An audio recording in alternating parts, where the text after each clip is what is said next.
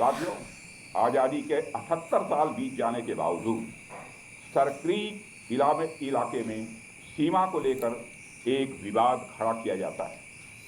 भारत ने कई बार बातचीत के रास्ते इसका समाधान करने का प्रयास किया है, मगर पाकिस्तान की नीयत में खोट है, उसकी नीयत साफ नहीं है।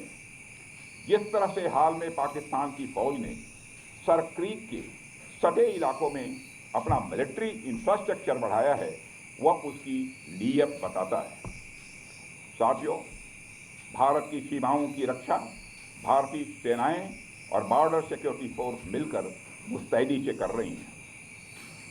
अगर सरक्रीक इलाके में पाकिस्तान की ओर से कोई भी हिमाकत की गई तो उसे ऐसा करारा जवाब मिलेगा कि इतिहास और भूगोल दोनों बदल जाएंगे मेरे साथियों।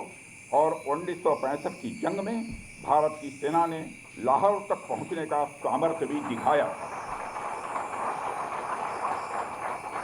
आज 2025 में पाकिस्तान को याद रखना चाहिए कि कराची का एक रास्ता क्रीक से ही होकर गुजरता। প্রিয় দর্শক, আজকে দশেরা উপলক্ষে ভারতের প্রতিরক্ষামন্ত্রী শ্রী রাজনাথ সিং একটি অনুষ্ঠানে গিয়েছিলেন গুজরাটের একটি জায়গাতে।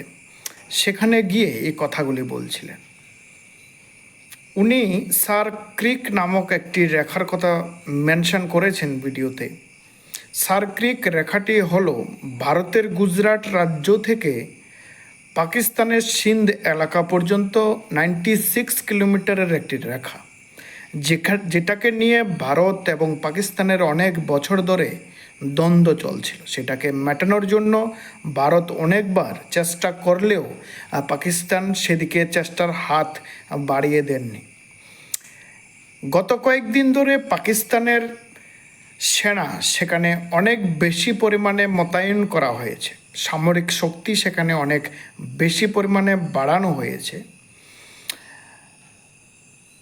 এর মানে হচ্ছে পাকিস্তান কোনো একটা কিছু প্ল্যান বানাচ্ছে ভারতের উপরে আক্রমণ করার জন্য।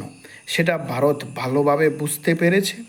সেই প্রসঙ্গে রাজনাথ সিং আজকে কথাগুলি বলেছেন। তিনি 1965 সালের কথা এখানে এনেছেন। তখন ভারতের সেনা পাকিস্তানের লাহোর পর্যন্ত পৌঁছে গিয়েছিল এবং যদি এবার পাকিস্তান কোনো হারকাত করে তাহলে ভারত এমন জবাব দেবে, পাকিস্তানের ইতিহাস ভূগোল পুরোটাই বদল করে দেবে। সেটাই উনি বোঝাতে চেয়েছেন।